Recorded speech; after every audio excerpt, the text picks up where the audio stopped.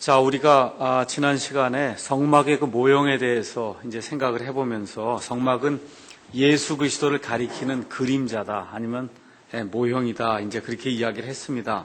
히브리서 가서 한번 보시겠습니다. 히브리서 8장 5절 가서 보시면은 구약 시대의 그 제사장들 이야기가 나옵니다. 8장 5절에 이 제사장들은 모세가 성막을 만들려 할 때 하나님께 권고받은 바와 같이 하늘에 있는 것들의 본보기와 그림자를 섬기나니 그분께서 이르시되 너는 조심하여 산에서 내게 보여준 양식에 따라 모든 것을 만들라 하시느니라. 이렇게 이제 기록이 되어 있습니다. 그래서 이 구약 시대의 이 성막이라고 하는 것, 제사장들이 섬겼던 그와 같은 것들은 예수님을 가리키는 그와 같은 예표가 된다. 이렇게 이제 볼 수가 있습니다. 이 예수님의 예표가 된다는 것을 가장 잘 보여주는 성경 말씀이 히브리서 9장과 10장에 있는 말씀이에요. 히브리서 9장과 10장이 이 성경에서 복음의 아주 핵심을 가장 잘 요약해 놓은 그와 같은 데가 히브리서 9장과 10장입니다. 오늘 히브리서 9장과 10장을 한 절 한 절 이렇게 읽으면서 성경 말씀보다 더 제가 잘 설명할 수는 없거든요. 그래서 히브리서 9장 10장을 한번 가만히 이렇게 보면서 읽어보도록 하겠습니다. 자, 9장 1절 그런즉 진실로 첫 언약에도 하나님을 섬기기 위한 규례들과 세상에 속한 성소가 있었느니라. 자, 성소란 말이 여기 영어로 가서 보시면 sanctuary라고 나와 있는데 나중에 이제 우리가 가서 성막을 부르는 것과 같은 여러 가지 명칭이 있어요. 그 여러 가지 명칭 중에 하나가 sanctuary라고 하는 거예요. 그래서 여기 세상에 속한 성소가 첫 언약은 뭘 가리켜요? 구약을 얘기하는 거예요. 첫 번째 언약이 있고 두 번째 언약이 있는데 첫 번째 언약이 구약을 가리키는 거예요. 그 구약 시대에도 하나님을 섬기기 위한 어떤 규례들이 있었고 세상에 속한 성소 이게 있었단 말입니다. 이게 세상에 속한 성소가 성막이에요. 이 성막이 있었다는 거예요. 그래서 그 다음에 뭐라고 썼냐면 2절에 성막이 만들어졌는데 첫째 것은 안에 등잔대와 상과 보여주는 빵이 있었고 거기 가서 보니까 그걸 우리가 다른 얘기로 하면 성소라 그 얘기입니다. 성소, 지성소, 성소 얘기할 때 여기 가서 보시면 9장 1절에 성소라고 나와 있는 건 영어로 원래 sanctuary가 돼 있고 우리가 여기 이 성막을 공부할 때 성소다, 지성소다 얘기할 때 그 성소는 sanctuary가 아니고 holy place라는 뜻이에요. holy place. 이게 참 그 말이 우리말로는 다 이렇게 비슷하게 돼 있습니다. 그 다음에 지성소는 holy of holies로 돼 있어요. most holy place. 가장 거룩한 곳이 지성소다. 이제 그렇게 이제 돼 있는 겁니다. 그래서 2절에 성막이 만들어졌는데 성막이 있는데 첫째 것은 안에 등잔대와 상과 보여주는 빵이 있었단 말이에요. 그러면서 뭐라고 불렸어요? 성소라고 이제 불렸다는 거예요. 첫 번째. 그럼 이게 여기 있는 성막 그림으로 가서면 저걸 우리가 뭐라고 불러야 돼요? 성소, 홀리 플레이스, 성소라고 부르는 거예요. 성소. 둘째 휘장 뒤에 있는 성막, 둘째 휘장 아시죠? 휘장이 있는데 그 둘째 휘장 뒤에 있는 그 성막은 지성소라 불리느니라. 지성소. 거기에는 금향로와 돌아가며 금으로 입힌 언약궤가 있었고 이 궤 속에는 언약궤가 있단 말이에요. 하나님의 언약을 담은 십계명의 돌판을 담은 이와 같은 그 궤가 있는데 궤 속에는 만나를 담은 금 항아리. 이스라엘 백성이 40년 동안 광야에서 이렇게 방황하는 동안 하나님이 만나를 주셨거든요. 그걸 영원히 기념해라 이렇게 하셔서 만나를 담아서 그 안에 집어넣었습니다. 그 다음에 아론의 쌍난 지팡이 여러분 어디서 이게 아론의 지팡이에서 싹이 납니까? 어느 사건을 통해서? 어느 사건? 고라 자손들과의 다툼이 이제 생기거든요. 나중에 이제 민수기 가서 보시면 고라 자손이 누구냐면 레위 사람이에요. 레위 사람. 근데 가만 보니까 아니 같은 레위 사람인데 아론의 지파에서 나온 사람은 다 제사장이 되고 나머지 나온 사람들은 다 그 제사장들을 섬기는 그와 같은 섬기는 자가 되니까 고라와 거기 속한 사람들이 니들만 제사장을 하냐? 우리도 할 수 있지 않냐? 이렇게 되면서 이제 다툼이 일어나게 됩니다. 이렇게 다툼이 일어날 때 하나님이 아론과 그 다음에 모세의 손을 들어주시기 위해서 아론의 지팡이에서 싹이 나오게 만들어 주거든요. 그때 나오는 게 이게 아론의 싹난 지팡이에요. 그 다음에 언약의 돌판들이 있었으면 언약의 돌판들 안에 기록된 게 십계명입니다. 그 다음에 이 궤 위에는 궤가 있는데 언약궤 위에는 긍휼의 자리를 덮는 영광의 그룹들이 있었는데 그룹이 2개가 있어요. 그래서 그룹마다 날개를 이렇게 핍니다. 그럼 이게 날개를 피면 두 그룹이 날개를 피고 옆에 있는 그룹도 날개를 피면 요 날개가 닿고 한쪽 날개는 저쪽 벽에 닿고 다른 그룹의 저쪽 날개는 저쪽 벽에 닿아서 완전히 이 지성소 안을 전체를 다 그룹이 이렇게 날개를 펴고 있는 그와 같은 모습으로 돼 있다 그 얘기입니다. 이것들에 관해는 우리가 지금 낱낱이 말할 수 없다. 이것까지 지금 다 이거 다 아는 얘기예요. 왜 다 알아요? 지금 여기 기록된 이 말씀은 히브리서예요. 히브리서는 누구에게 보내는 사도 바울의 서신이에요? 누구에게? 히브리 사람들에게 보내는 사도 바울의 서신이기 때문에 이 서신을 받는 히브리 사람들 이거 다 알고 있단 말입니다. 아버지, 할아버지로부터 이거 다 배워갖고 이 내용 모르는 사람 이스라엘 사람이 아니에요. 다 알고 있어요. 그러니까 더 뭐 자세히 얘기할 그럴 필요가 없다는 겁니다. 자, 이제 주께서 이것들을 이와 같이 제정하심에 하나님이 이렇게 제정하시니까 제사장들이 항상 첫째 성막 안으로 들어가 하나님을 섬기는 일을 수행했단 말이에요. 제사장만 들어갈 수 있는 겁니다. 둘째 성막에는 대제사장이 홀로 해마다 한 번 들어가되 자기와 백성의 잘못으로 인해 자기가 드리는 피 없이는 들어가지 아니했단 말입니다. 들어가는데 뭐가 있어야만 들어가요? 피가 꼭 있어야만 돼요. 그래서 이로써 성령님께서 표적으로 보여준 이게 피를 가지고 들어간단 말이에요. 이걸 성령님께서 왜 이렇게 했냐 표적으로 보여주셨다는 거예요. 첫째 성막이 아직 서 있는 동안에는 지성소로 들어가는 길이 아직 드러나지 아니하였다는 겁니다. 그러니까 제사장이 1년에 몇 번만 들어가요? 한 번만 들어간단 말이에요. 한 번만 들어가는 겁니다. 그래서 이 성막은 현재 곧 이때까지의 뭐라고 써 있어요? 모형이므로 모형이에요. 그 안에서 예물과 희생물을 드렸어도 그것들이 양심에 관한 한 섬기는 자를 완전하게 하지 못했다. 이게 무슨 뜻입니까? 이걸 드리긴 드려서 하나님이 그걸 보시고 대신 속죄를 보시고 죄를 어떻게 했어요? 덮어만 주셨단 말이에요. 덮어만 주셨어요. 죄를 치워버린 게 아니라 덮어만 주셨기 때문에 이 사람들에게 이 모든 것 매번 가서 또 드려야 되는 것, 또 드리고 또 드리는 그와 같은 일들이 있었다는 겁니다. 그래서 이 성막은 단지 먹는 것과 마시는 것과 여러 가지 씻는 것과 육신에 속한 규례들로만 유지가 되어 어느 때까지 그들에게 부과가 됐어요? 개혁의 때까지. 영어로 개혁이 뭐예요? Reformation. 여러분 종교개혁 아시죠? 그게 Reformation이에요. 그럼 개혁의 때가 언제입니까? 그렇죠. 예수님 오셔서 여기 지금 성막하고 관련돼서 하신 일이 뭐예요? 휘장을 갈라놓으셨단 말이에요. 휘장을 갈라놓으신 게 우리 예수님이 하신 가장 큰 일 중에 하나가 뭐냐 하면 십자가에 달려 죽으실 때 이 성전의 휘장이 위에서부터 아래로 갈라져서 예전에는 제사장만이 한 번 그 안에 들어갈 수 있었는데 이제는 아무 때나 하나님의 존전 앞에 우리가 하나님께서 주시는 그 긍휼을 얻기 위해서 은혜의 왕좌 앞에 아무 때나 나갈 수 있는 그런 길이 열렸다는 거예요. 그 길을 개혁의 때가 열렸다. 그러한 일이 생긴 거를 개혁의 때라고 얘기한 겁니다. 다른 얘기로 하면 신약 시대 또 그걸 좀 더 구체적으로 얘기하면 십자가 사건의 때까지 그때까지 이게 부과가 됐다는 거예요. 그러니까 십자가 사건 이후로는 더 이상 이게 필요가 없다는 겁니다. 왜 그래요? 완전한 게 다 이루어졌기 때문에 더 이상 이제 이 구약 시대 행하던 그런 일들은 필요치 않다는 거예요. 자, 11절. 그러나 그리스도께서는 다가올 좋은 일들의 대제사장으로 오시되 손으로 만들지 아니한 성막 곧 이 건물에 속하지 아니한 더 크고 완전한 성막을 통해 오셔서 그 성막이 뭘까요? 이게 뭘까요? 예수님의 몸이에요. 예수님의 몸. 그래서 예수님이 이 성전을 헐라 그럼 내가 이걸 사흘 만에 다시 짓겠다 그러면서 거기 얘기할 때 뭐라 그랬어요? 예수님이 자기의 몸, 그 성전, 자기의 몸인 그 성전을 가리켜 이야기했다. 지금 그렇게 이야기하는 내용이 요한복음에 나오죠. 그 다음에 12절에 염소와 송아지의 피가 아니라 자기 피를 힘입어 단 한 번 거룩한 곳에 들어가서 우리를 위하여 영원한 구속을 얻으셨느니라.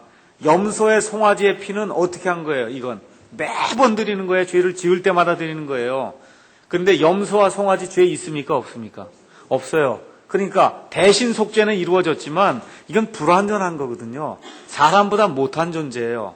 그러니까 임시 방편으로 하나님께서 개혁의 때가 이르기까지 하나님이 대신 속죄라고 하는 그걸 이루기 위해서 하나님이 이걸 행하셨다는 겁니다. 그런데 개혁의 때가 이루어진 이후에는 예수님이 오셔서 완전한 속죄를 드리시는데 몇 번 드리십니까?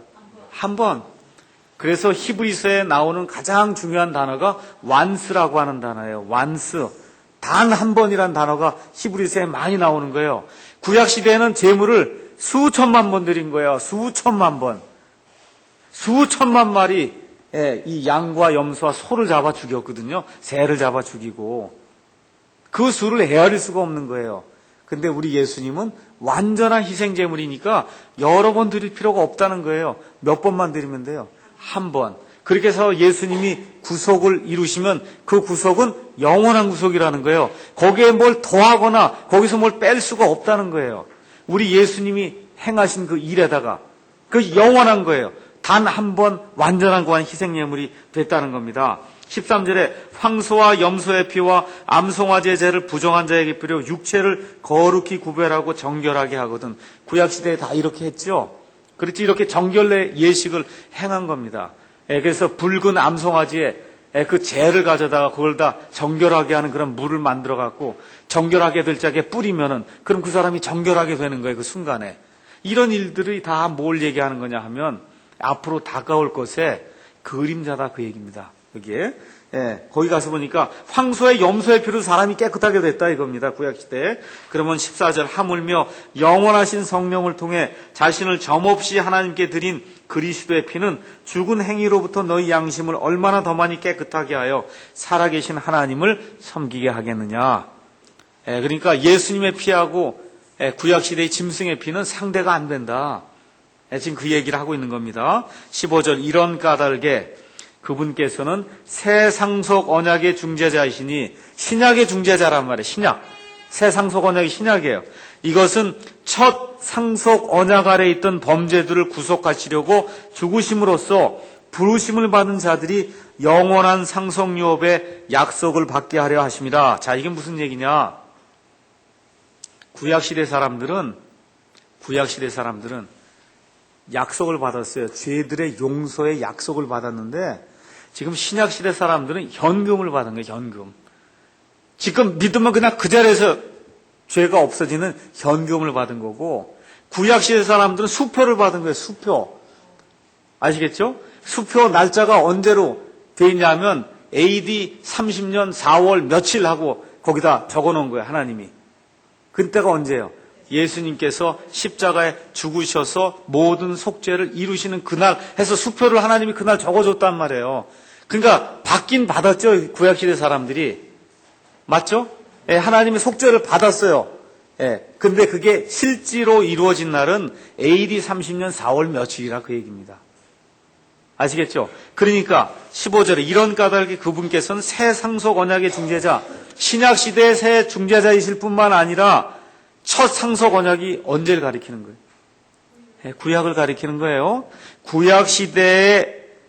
구약시대의 언약 아래 있던 범죄들, 그 구약시대 사람들, 아브라함, 노아, 다윗, 모세 할 것 없이 다 범죄를 졌잖아요. 그렇죠? 하나님 용서해 줬어요? 안 용서해 줬어요? 용서를 해 줬는데 그 용서해 준 게 수표로 줬단 말이에요. 그래서 그게 AD 30년에 이루어지는 거예요. 그래서 그걸 물르려고, 그 범죄들을 구속한다는 얘기는 그걸 물러주시려고, 그렇게 어떻게 했다는 거예요? 죽으셨다는 거예요, 이 예수님이.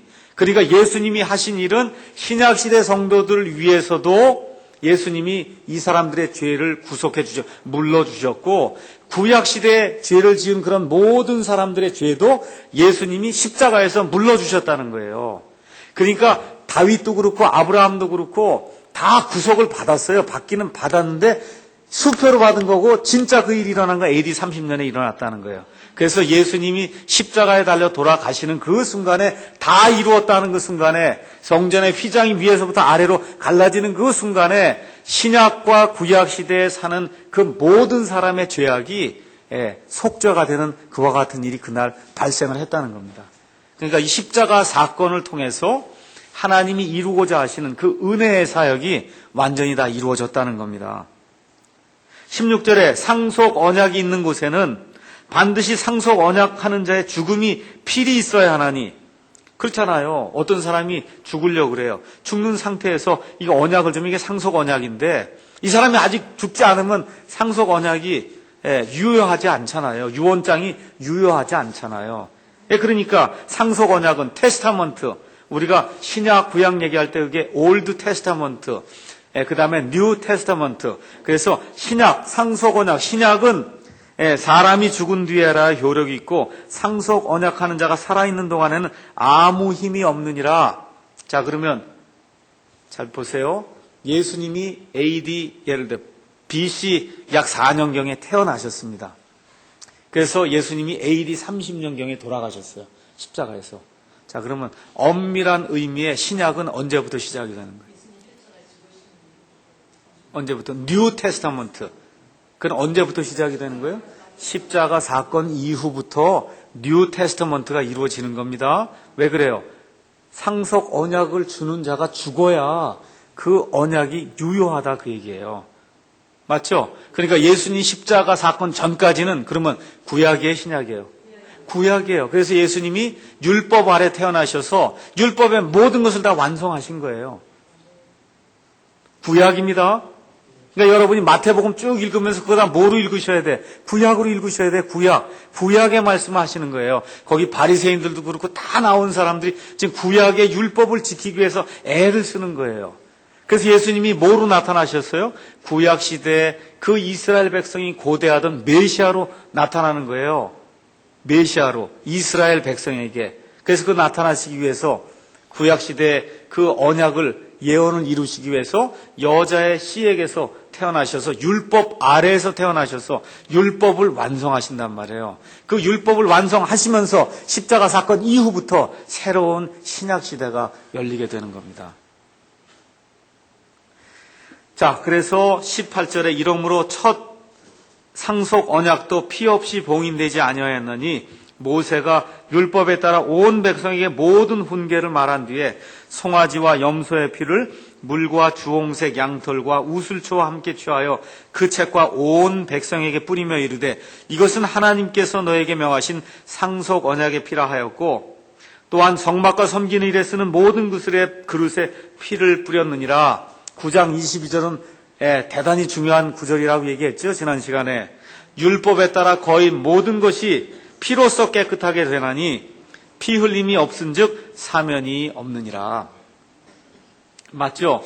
자, 그럼 이런 예수님이 피를 흘리고 하는 이런 모든 일이 다 지금 다 뭐하고 상관이 있는 거예요? 성막에서, 이 성막의 노제단에서 사람들이 짐승을 죽인 그거하고 상관이 있는 거죠? 그 일 얘기하는 거예요.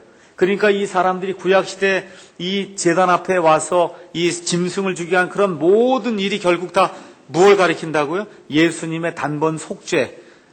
예수님의 단번 속죄의 그 사건을 가리키는 거다. 그래서 성막에서 이루어진 그런 일이 결국은 다 예수님을 가리키는 거. 이게 다 그림자고 실체는 예수님이다. 지금 그렇게 이야기하는 겁니다. 그래서 23절에 그러므로 하늘들에 있는 것들의 모형들은 이런 것들로 깨끗하게 할 필요가 있었으나 여기 지금 여기 구약시대에 있는 이 성막은 다 모형이죠.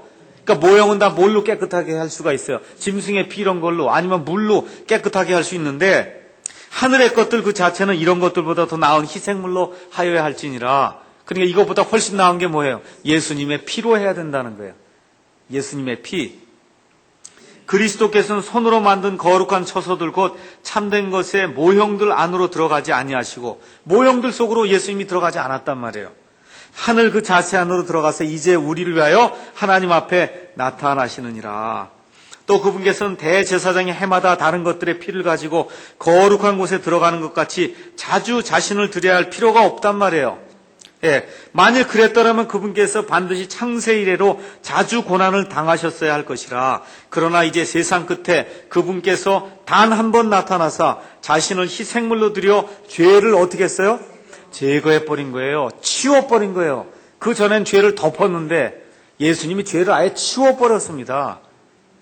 그 다음에 나오는 게 한 번 죽는 것은 사람들에게 정해진 것이요 그 이후에는 심판이 있나니 이와 같이 그리스도께서도 많은 사람의 죄들을 담당하시려고 단 한 번 드려주셨으며 또 자신을 기다리는 자들에게 죄와 상관없이 두 번째 나타나사 구원에 이르게 하시리라. 이 얘기는 예수님의 초림이 있고 예수님의 재림이 있는데 초림에는 예수님이 뭐 때문에 오셨다는 거예요? 죄 문제 때문에 오셨다는 거예요.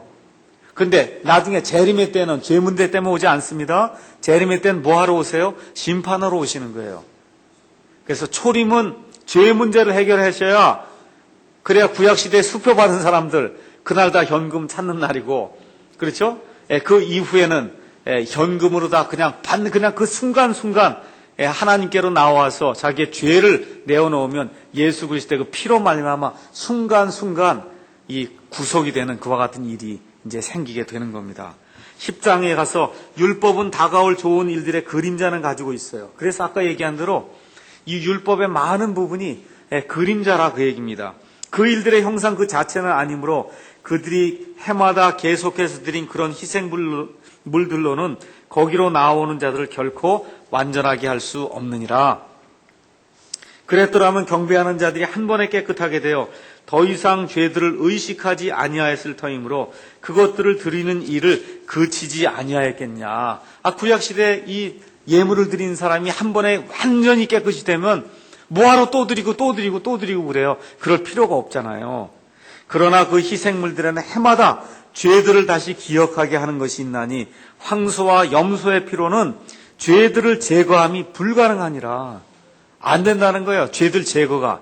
그러니까 어떻게 해요? 덮기만 하는 거예요. 하나님이 덮어주시고 수표로다가 예수님 십자가에 달려 돌아가실 때 이 모든 게 완전히 물러진다. 이 모든 게 완전히 구속이 된다 하고 하나님이 수표를 다 써주신 겁니다.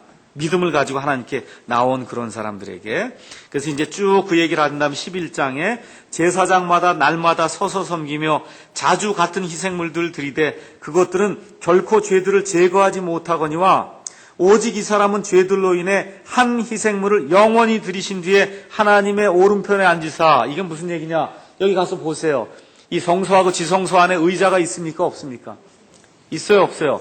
없어요. 제사장들은 쉬지를 못해요. 계속해서 하는 거 일을 해야 되는 거예요. 이 제사장들은. 의자가 없어요. 근데 우리 예수님은 어떻게 해요? 그리고 제사장들은 제물을 수백만 마리 계속 드리는 거예요. 그렇죠? 근데 우리 예수님은 희생물을 단 한 번에 완전하게 드리신 다음에 어디 가서 하나님의 왕좌 오른편에 가서 어떻게 계세요?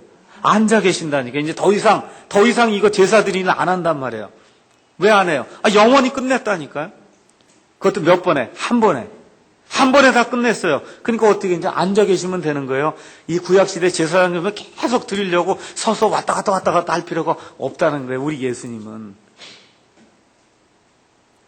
13절 그 이후부터 자기 원수들이 자기 발받침이 될 때까지 기다리시느니라. 그래서 지금 예수님이 앉아 계시면서 어떻게 해요? 심판할 날까지, 다시 말씀드리면 재림하셔서 이 악한 자들을 심판하실 때까지 이제는 예수님은 기다리는 일만 하지 더 이상 이 모든 사람의 죄를 이렇게 없애기 위한 그런 구속사역은 하지 않는다는 겁니다. 그 다음에 이제 14절에 그분께서는 거룩히 구별된 자들을 단 한 번의 헌물로 영원토록 완전하게 하셨느니라. 그래서 예수님 안에 딱 들어와서 성령님으로 거듭이 나면 그러면 더 이상 죄들로 인해서 헌물을 드릴 필요가 있어요? 없어요? 그러니까 여기를 제단이라 그러면 안 된단 말이에요. 여기 제단이 아니에요. 여기 이 예배드리는 여기는 제단이 아니에요. 이제 더 이상 구약시대의 그 성막이나 성전과 같이. 그 많은 그런 교회들이 이게 제단이라 그러고 그렇게 얘기하는 게 그게 뭘 몰라서 그래요. 예수님의 단번 속죄를 모르기 때문에 그래서 이걸 제단이라 그러는 거예요. 제단은 없어졌어요. 왜? 피로칠 하나에 예수님이 완전히 속죄를 이루셔서 단 한 번 영원한 희생예물로 제물을 드리셨기 때문에 더 이상 필요가 없는 거예요, 이게. 그래서 17절에 또 내가 그들의 죄들과 불법들을 다시는 기억하지 아니하리라 하셨느니라. 이제 이것들의 사면이 있는 곳에서는, 그게 뭡니까? 죄들과 불법들의 사면이 영원히 있는 그런 곳에서는 다시는 죄로 인한 헌물이 필요가 없다는 겁니다. 죄로 인한 그와 같은 헌물이 필요가 없어요. 이걸 우리가 단번 속죄라고 이야기하는 거예요. 단번에 영원토록 예수님을 신뢰하는 그 순간에 단번에 우리의 과거의 죄와 현재의 죄와 미래의 죄가 완전히 깨끗하게 됐다는 겁니다. 하나님 앞에서 하나님이 보실 때 예수님의 피로 우리를 이렇게 딱 싸서 피보자기 하나 이렇게 싹 싸놓고 나니까 죄가 있는데도 불구하고 하나님이 죄가 없는 자로 그렇게 보시면서 너는 의로운 자다. 그렇게 칭해 주신다는 거예요. 그래서 어떻게 돼요? 하나님이 우리의 죄들을 참 그 이상하죠? 이게 우리가 예수님 믿고 나서도 우리 죄가 자꾸 생각나잖아요. 근데 하나님은 그걸 기억하지 않는다는 거예요. 이게 기가 막힌 거예요. 기억하지 않는다. 아니면 기억을 못한다고 얘기할 수는 없는데 기억을 안 한다는 거예요. 우리 사람은 죄를 짓고 예수님 믿고 난 이후에 이거 죄를 또 졌구나 하고 자꾸 기억을 하는데 우리 하나님 그걸 기억을 안 한다는 거예요. 못하는 건 아니에요. 안 해. 죄가 없는 것으로 하나님이 여겨주신다는 겁니다. 예, 그래서 19절에 그러므로 형제들아 우리가 예수님의 피를 힘입어 새롭고 살아있는 길로 지성소에 들어갈 담대함을 얻었어요. 휘장이 갈라졌으니까 하나님께 직통 나아가서 우리의 모든 것을 아뢰을 수 있는 그런 길이 열렸다는 거예요. 근데 그 길이 열렸으면 하나님 앞에 나아가려면 두려운 하나님이니까 뭐가 있어야 돼요? 담대함이 있어야 그 앞에 나아갈 수 있는데 그 담대함을 뭐를 통해서 얻었다는 거예요? 예수님의 피를 통해 우리가 얻어서 우리가 그 은혜의 왕좌 앞에 담대하게 나아갈 수 있는 그와 같은 자격을 얻었다는 겁니다. 그러면 잘 보세요. 이 하나님 앞에 구약시대에는 누구만 나아갔어요? 제사장만 나아갔잖아요. 그러니까 지금 우리가 어떻게 됐다는 거예요? 영적인 제사장이 됐다는 거예요. 예수님의 피를 힘입어서. 그래서 하나님 앞에, 하나님의 왕좌 앞에, 그 은혜의 왕좌 앞에 우리가 담대하게 나아가서 구약시대의 제사장들이 중보했듯이 우리와 우리 자신과 그 다음에 우리 옆에 있는 그런 성도들과 또 믿지 않은 사람들을 위해서 우리가 하나님께 아뢰일 수 있는 그와 같은 위치에 하나님이 우리를 두셨다는 겁니다. 그래서 이 길은 그분께서 우리를 위하여 휘장 곧 자기의 육체를 통해 거룩히 구분하신 것이니라. 이 또 하나님의 집을 다스리는 대제사장께서 우리에게 계심으로 우리 마음이 뿌림을 받아 악한 양심으로부터 벗어나서 핏뿌림을 받았단 말이에요. 우리 몸은 순수한 물로 씻겼으니 우리가 믿음의 충만한 확신 속에서 진실한 마음으로 가까이 다가가자 이렇게 얘기하면서 중요한 구절이 나오는 거예요. 또 약속하신 분께서 신실하시니 우리의 믿음의 고백을 흔들림 없이 굳게 잡고 서로를 살펴보아 사랑과 선한 행위에 이르도록 격려하되 어떤 사람들의 습관과 같이 우리와 함께 모이는 일을 패하지 말고 서로 권면하여 그날이 예수님 재림하는 그 날이 다가옴을 너희가 볼수록 더욱 그리하자. 지금 그렇게 이야기하는 겁니다. 그러니까 하나님의 은혜를 이렇게 체험한 사람들은 특징이 뭐라는 거예요? 모이기에 힘을 쓴다는 거예요. 그럴 수밖에 없다는 거예요. 지금 여기 성경 말씀 자체가 이야기하는 것이. 그래서 오늘 집에 가셔서 히브리서 8장, 9장, 10장을 한 5번만 읽어보세요. 5번. 그 5번 읽어보시면 지금 이 성막 이야기하는 것에 그 초점을 여러분이 잘 이해하실 거예요. 단 한 번, 영원토록. 아시겠죠? 영원히 구속을 이루신 거예요. 우리 예수님이. 그래서 그 내용이 그 구약시대 수많은 그러한 그 짐승들을 다 어디서 잡아 죽였냐? 여기 노제단에서 잡아 죽였거든요. 그 일들이 가리키는 게 뭐냐? 그 예수님이다. 예수님의 완전하신 단 한 번에 이루신 영원한 구속사역, 그걸 가리킨다. 거기 휘장 얘기, 그렇죠? 성전에 휘장 갈라진 것, 이런 모든 것들이 예수님을 가리키는 그런 모형이다. 이런 내용을 우리가 꼭 기억을 해야 됩니다. 그래서 레위기 17장 3절, 4절 가서 보시면은 무슨 내용이 있느냐 하면 이스라엘 백성이 죄를 사함 받으려면 반드시 짐승을 끌고 어디로 가야 돼요? 노제단으로 가야 돼요. 그러니까 이스라엘 백성이 이렇게 성막을 중심으로 해서 사방에 진을 치고 있잖아요. 진을 치고 있는데 죄만 지으면 어디로 가야 돼? 이건 성막으로 와야지 죄 용서가 이루어지는 거야. 성막이 어디로? 노제단으로 와야 되는 거예요. 여기 외에 다른 데는 죄 사함 얻을 데가 없어요. 그러니까 이스라엘 백성이 죄를 용서받을 수 있는 유일한 장소는 노제단 외에 없어요. 거기서 죽여야 돼요. 죄 없는 짐승을 죽여야만 되는 거예요. 그러니까 단 한 군데만이 속죄의 장소예요. 그래서 우리 예수님을 통하지 않고는 다른 길이 없다는 거예요. 지금 이 구약 성경이 이야기해주고는 있는 것이. 그래서 내가 곧 길이요 진리요 생명이니 나를 통하지 아니하고는 아버지께로 올 자가 아무도 없다. 요한복음 14장 6절에 우리 예수님 말씀하시고 사도행전 4장 12절에도 하늘 아래 인간들 중에 사람을 구원할 다른 이름을 우리에게 주신 적이 없다 그랬어요. 누구만 주셨어요? 예수님만 주신 거예요. 예수님. 그래서 이 구약시대의 이 성막에 특히 노제단이 보여주고자 하는 그 일은 뭐냐 하면 유일하게 속죄받을 수 있는 장소는 하나뿐이 없다는 거예요. 그 하나가 누굴 가리킨다고요? 예수님을 가리키는 거다. 그래서 구약의 성막을 확대해 놓은 것이 신약의 예수 그리스도요. 신약의 예수 그리스도를 축소해 놓은 것이 구약의 성막이다. 그래서 우리는 성막 공부를 통해서 예수님을 바라볼 수 있는, 바로 볼 수 있는 영적인 안목을 갖게 됩니다. 그래서 이제 성막은 구약시대에 어떤 것이었냐면 만남의 장소예요. 만나요. 이 성막에 오면 만나요. 누구하고 누가 만납니까? 하나님과 죄인이 만나는 곳이거든요. 하나님과 죄인이 만나는 거예요. 고린도후서 5장 18절 한번 가서 보시죠.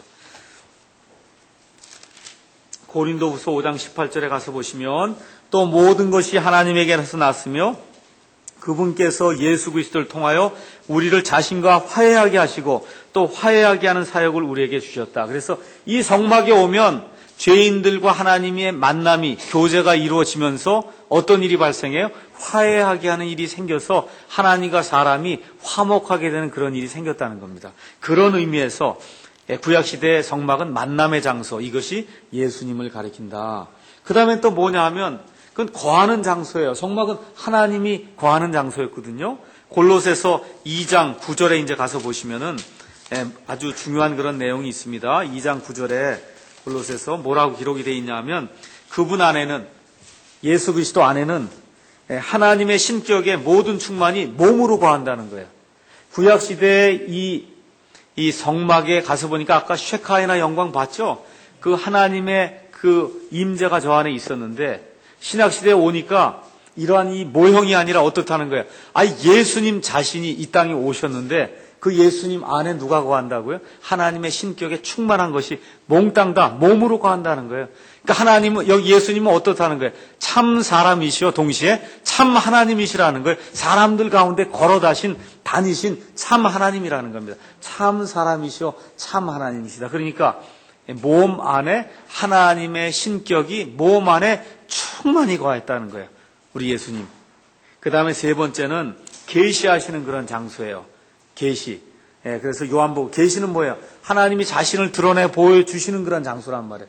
여기 가서 보니까 하나님의 영광이 나타났잖아요. 하나님의 거룩함이 나타났잖아요. 하나님의 진리와 하나님의 은혜가 나타났잖아요. 이런 것들이 보여지는 그런 장소가 성막이었단 말이에요. 근데 우리 예수님을 보니까 요한복음 1장 18절에 뭐라고 기록이 되어 있습니까? 요한복음 1장 18절. 거기 가서 보니까 어느 때나 아무도 하나님을 보지 못하였으되 아버지 품속에 계신 독생자께서 그분을 밝히 드러내셨느니라. 그래서 이걸 잘 설명해 주는 구절이 요한복음 14장에 있습니다.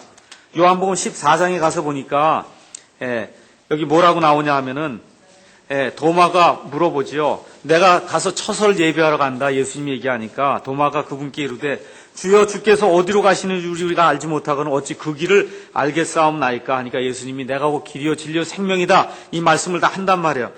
그렇게 하면서 예수님 너희가 나를 알았더라면 내 아버지도 알았으리라. 이제부터 너희가 그분을 알며 또 보았느니라 하니까 이젠 또 옆에 있던 빌립이 나타나서 선생님 아버지를 한번 보여주면 참 좋겠습니다. 그렇잖아요. 아버지를 한 번만 보여주면 좋겠습니다. 그러니까 예수님이 그에게 이르시되 빌립아 내가 이렇게 오랫동안 너희와 함께 있었을 때 내가 아직도 나를 알지 못하느냐. 나를 본 자는 아버지를 보았거늘 어찌하여 내가 말하기를 우리에게 아버지를 보여주소서 하느냐 그러잖아요. 그러니까 아버지를 볼 수 있는 유일한 창구가 누구라는 거예요? 예수님이라는 거예요. 아버지가 계시되는 유일한 창구가 예수님이라는 거예요. 창구가. 그러니까 예수님 밖에 벗어나 하나님 없어요. 예수님 밖에 벗어나 있는 그 하나님 아버지는 그거는 가짜나 이단의 하나님 아버지예요. 예수님이 가르쳐 주시고 예수님이 보여주신 그 하나님 아버지만이 그 성경에 나와 있는 진짜 하나님이다. 성경이 지금 그걸 이야기하고 있는 겁니다. 자, 넘어가시죠. 그래서 성막은 첫 번째 누구의 모형이라고요? 성막은 첫 번째 예수님의 모형입니다. 두 번째 성막은 구원의 모형이에요. 구원의 모형. 자, 지금 이게 놋제단이에요. 여기 놋제단. 사람이 죄를 지으면 그러면 이제 이 양이든 염소든 뭘 끌고 온단 말이에요. 여기 지금 양을 끌고 왔어요. 이렇게 양을 끌고 왔단 말이에요. 양을 끌고 오면 저기 제사장 보이시죠? 제사장이 칼을 들고 이렇게 서 있어요. 그래서 칼을 준단 말이에요. 그래서 어떻게 하느냐 하면 양한테 먼저 안수기도를 하죠. 하나님, 이 사람이 죄를 지었는데 이 죄 없는 이 양을 끌고 왔습니다. 이 사람의 모든 죄를 제가 요 양 위로 제가 전가를 시킵니다. 그래서 이 양이 죽으면 이 사람을 대속해 주십시오 하고 이제 기도를 드리고 칼을 주면은 그럼 이 사람이 칼을 받아갖고 양의 목을 따는 거예요. 제사장이 따지지 않습니다. 특별한 경우가 아닌 한 누가 따요? 자기가 따는 거예요. 그럼 피가 튀겨나오지 않겠어요? 그렇죠? 그래서 이 사람이 시청과 교육을 통해서 죄가 있으면 죽는구나. 죽는데 어떤 죽음이어야 돼요? 피가 흘리는 이런 죽음을 당해야 되는구나 하고는 1년에 몇 차례씩 이걸 겪는 거예요. 시청과 교육을 통해서. 이렇게 한 다음에 또 제사장이 뭐라 그래요? 이거 조각을 내라 그런단 말이에요. 조각을 다 낸 다음에 제사장이 저기다 던지라 그래요. 조각을 저기 불 위로 던지면 그 조각들이 지글지글 되면서 타잖아요. 그럼 이 사람이 뭘 또 깨닫는 거예요? 이게 죄가 없어지는 게 아니구나. 죽는 것으로 끝나는 게 아니구나. 또 뭐가 있다는 거예요? 지옥이 있다는 거예요. 지옥. 이게 지옥이 있다는 거예요. 저기서 불 타는 걸 저걸 보여준단 말이에요. 지옥이 있구나. 이걸 깨닫는 거예요. 이 사람이. 그렇죠? 그렇게 돼서 이 죄라고 하는 건 죄 없는 누군가가 죽어야 되는데 반드시 피를 흘리고 죽어야 되고 그러고 난 다음에 저기다 갔다가 저 지옥불 속에 들어가서까지 고통을 당하는구나 하고 아주 뼈저리게 이걸 느끼지 않겠어요. 그렇죠? 그런 다음에 이제 다시 돌아가는 거예요. 내 죄가 속해졌다. 그리고 이제 제사장이 얘기해 주면 감사합니다. 그리고 돌아가서 근데 성막을 나가는 순간에 또 뭐가 생겨요? 죄의식이 또 생기기 시작하는 거예요. 또 생기는 거예요. 그래서 또 죄 지으면 또 갖고 와서 이것도 되풀이하고 이렇게 일들을 했던 겁니다. 그래서 여기서 지금 보여주고자 하는 게 뭐예요? 이게 죄를 지으면 죄 없는 그와 같은 짐승이 대신 죽어야 된다는 겁니다. 요한복음 1장으로 넘어가겠습니다. 요한복음 1장 26절에 가서 보면은 침례자 요한이 예수님을 가리켜서 뭐라 그럽니까? 26절에 다음날 요한이 예수님께서 자기에게 오시는 것을 보고 이르되 세상 죄를 제거하시는 하나님의 어린 양을 봐라. 뭐 하나님의 사자를 봐라. 호랑이를 봐라. 그렇게 얘기를 안 하고 뭐라 그래요? 하나님의 어린 양을 보라는 거. 어린 양 그럼 뭘 생각하셔야 돼요? 요거 대신 속죄하는 이 양인데 구약 시대의 이 양들은 영원히 대신 속죄 못했죠. 어떻게 했어요? 죄를 일시적으로 덮었단 말이에요. 세상 죄를 지고 가는 게 아닙니다. 개혁성경처럼 세상 죄를 지고 가는 게 아니에요. 지고 가는 게 아니라 어때? 치워버리는 겁니다. 치워서 길에서 완전히 없애버리는 그 어린 양. 그러니까 어떻게 해요? 단번에 영원토록 죄를 치워버리는 거예요. 제거해버리는 이 어린 양을 봐라. 이렇게 얘기할 때 그 의미가 이걸 가리키는 거예요. 우리 예수님이 죄가 없으신 분인데 죄가 없으신 완전한 희생물이기 때문에 이 예수님은 한 번 영원토록 완전한 희생 예물이 되셔서 우리를 위해서 영원한 구속을 단번에 이루시는 거예요. 그래서 더 이상 죄로 인한 희생물과 예물이 더 이상 필요가 없는 거예요. 그래서 이와 같은 것을 구원의 모형이다. 제가 이제 말씀드렸는데 이 성막의 이 놋제단과 거기 나오는 이런 짐승의 이런 것들을 통해서 우리는 구원의 모형을 보게 되는 겁니다. 구원의 모형. 세 번째는 교회의 모형을 이제 또 볼 수가 있는데 교회. 구약을 통해서 이 성막 안에는 결국은 누가 계신 거냐? 하나님이 계신 거죠. 고린도후서 5장 가서 보겠습니다. 고린도후서 5장 1절. 5장 1절에 만일 땅에 있는 우리의 이 장막집이 해체되면 하나님의 건물고 손으로 지은 집이 아니요 하늘들에 있는 영원한 집이 우리에게 있는 줄 우리가 아느니라. 이거 쭉 얘기한 다음에 6장 16절 이제 가서 보시면은 하나님의 성전과 우상들이 어찌 조화를 이루겠느냐. 너희는 살아계신 하나님의 성전이니라. 이게 다 성자가 이거 이탈릭으로 되어 있는 거 보이시죠? 그건 원래 홀리가 없다는 거예요. 하나님의 전이라는 거예요.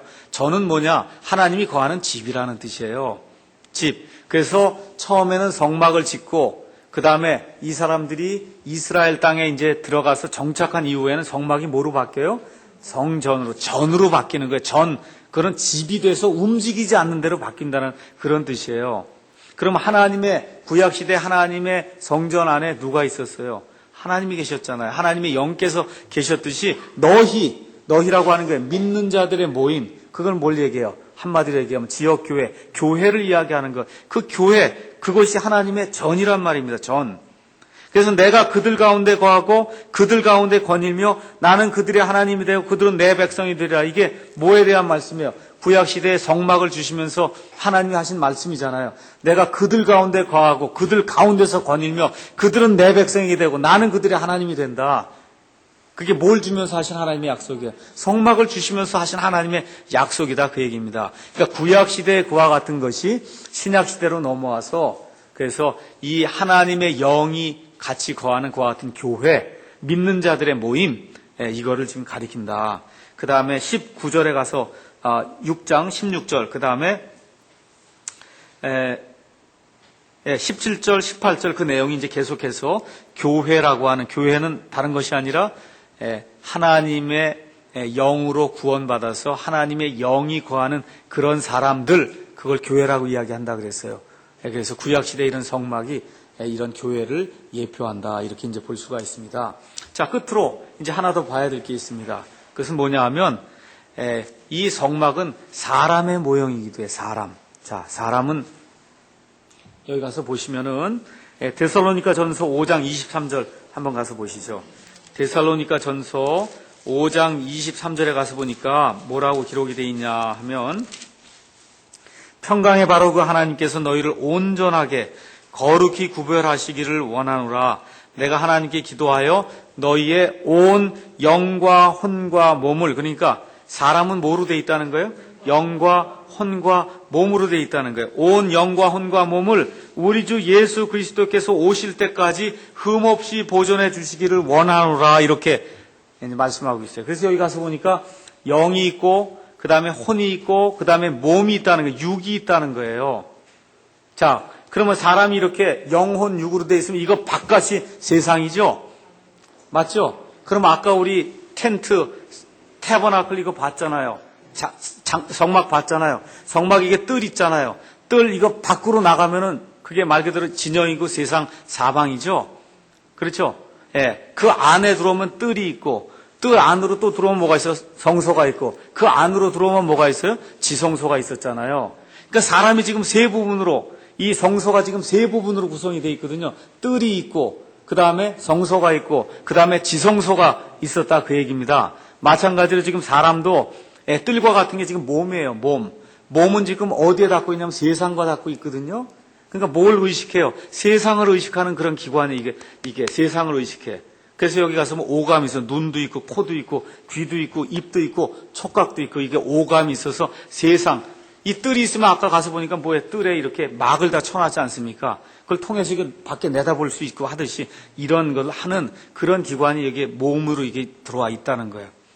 그 다음 기관이 뭐가 있었어요? 뜰 다음에 안에 들어가니까 성소가 있었단 말이에요. 그 성소가 우리의 혼과 같은 그런 역할을 하고 있는 겁니다.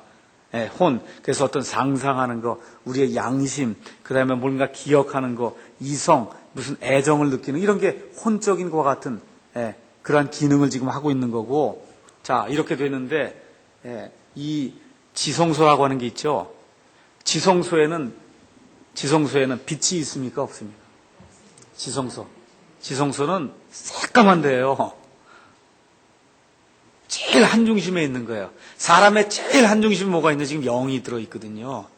영이 들어가 있는 거예요. 지성소와 똑같아요. 지성소에 뭐가 있어요? 하나님의 영이 거하시죠? 영. 사람의 영이 저 안에 지금 들어가 있는 거예요. 그래서 사람에게 예수님의 복음이 이렇게 제시되잖아요. 오늘도 단번 속죄의 이 복음을 제가 제시하잖아요. 그러면 여기 영이 있는데 좀 밑에 가서 보면 뭐라고 썼어요? 영 밑에 이렇게 문이 하나 들어있는데 그 밑에 뭐라고 썼습니까? 사람의 의지가 거기를 딱 가로막고 있거든요. 그래서 이 의지의 문을 사람이 열지 않으면 하나님의 영이 거기 들어가서 빛을 밝히지 못해요. 하나님이 무조건 여는 그런 경우는 없습니다. 이 사람은 구원받을 사람, 이 사람은 구원받지 못할 사람 하나님이 정해놓고 아무것도 안 했는데 의지를 다 확 열어갖고서 하나님이 쑥 들어가서 하나님의 영으로 사람을 새롭게 하는 일은 그건 성경에 없습니다. 복음이 전달이 될 때 어떻게 해야 돼요? 복음이 전달될 때 내가 믿습니다 하고 믿음의 고백을 하면서 하나님의 은혜를 내가 받아들여야 그래야 저 캄캄한 저 영이 하나님의 영이 들어가게 될 때 밝은 그런 그 영으로 확 살아나는 그런 일이 생긴다는 거예요. 그래서 거기에 의지가 앉아 있는 거예요. 그래서 저 의지, 저 마음을 부드럽게 해갖고 저게 마음의 자리에 앉아 있는 거거든요, 저놈이. 그래서 저거를 부드럽게 해서 하나님의 복음이 이렇게 전달이 될 때 딱 깨달아야 돼요. 이게 살 길이 여기 있구나. 요걸 깨닫고는 어떻게 돼요? 요걸 의지의 문을 열어야 된다. 그래서 입으로 다 주 예수님을 시인하고 마음으로 믿어서 그래서 의에 이루는 그런 일이 발생을 한다. 그 얘기입니다. 그래서 여기 나와 있는 혼이라고 하는 건 그건 나를 의식하는 기관이에요. 나를 의식하는 기관이고 저 안에 있는 저 영은 뭐를 의식해요? 하나님을 의식하는 그런 기관이에요. 그래서 이 세상에 태어나는 모든 사람은 아담의 죄악으로 말미암아 범죄로 말미암아 저 영이 기능을 발휘하지 못하는 상태로 태어나요. 그걸 하나님에게서 떠나 있다. 하나님과 교제를 못해요. 죽어 있기 때문에. 그러니까 기도라는 걸 알지 못해요. 하나님의 말씀을 이렇게 들려줘도 이게 무슨 얘기인가 그래요. 졸립고 아무리 하나님 말씀 전달을 해줘도 졸아요. 그냥 꾸벅꾸벅 졸고. 왜 그래요? 이게 무슨 얘기인지 몰라요. 저 영이 지금 죽어 있기 때문에 영이 기능을 안 한단 말이에요. 기능을 안 해. 아시겠죠? 이렇게 되면 이게 문제가 되는 거예요. 여기 어떻게 돼요? 하나님의 영이 우리가 복음을 이해하고 그래서 복음의 이해는 뭐예요? 예수님의 단번 속죄. 아시죠? 예수님의 단번 속죄. 무슨 속죄? 대신 속죄. 이거를 복음을 잘 이해하고 내가 예수님의 힘이 없이는 유일하게 예수님의 공로만을 힘입어서 내가 구원받을 수 있구나. 그걸 아직 깨달아 알아야 됩니다. 그래서 그걸 깨달아 알고는 이 복음이 전달될 때 마음의 의지를 확 열고 하나님 제가 이 복음을 받아들입니다. 예수님만이 나의 유일한 구원자십니다. 예수님 외에는 나를 구원할 사람이 없습니다. 하고 딱 예수님을 내가 받아들이는 그 순간에 저 어두웠던 저 영의 저 방이 환하게 이렇게 빛나면서 그러면서 성령님으로 말미암아 저 영이 다시 살아나는 그래서 하나님과 같이 교통을 할 수 있는 그걸 영적인 소통을 할 수 있는 그러한 일이 생기는 거예요. 이렇게 될 때 기도도 하게 되고 하나님의 말씀을 들으니까 야 이거 왜 이렇게 좋은가 이렇게 생각이 들기도 하고 헌금도 그렇죠. 이거 깜깜한 상태에서 헌금이 안 됩니다. 이게 그렇잖아요. 그래서 헌금도 하게 되고 교회에서 섬기는 일도 하게 되고 가르치는 일도 하게 되고 하나님이 원하시는 그와 같은 성화의 삶을 우리가 이제 살 수 있다는 겁니다. 그래서 구약 시대에 하나님이 보여주신 이 성막이라고 하는 것 제일 큰 거는 이 성막이 예수님의 모형이다. 예수님의 모형. 그 다음에 또 뭐라 그랬어요? 구원의 모형. 구원. 아시겠죠? 그 다음에 세 번째는 교회의 모형. 그 다음에 모든 사람의 모형이 된다. 이 성막이. 그래서 이 성막 공부를 이제 또 잘 하시면은 그러면 참 그런 유익한 것들을 우리가 이제 배워서 알 수가 있습니다. 오늘 여기까지 하도록 하겠습니다.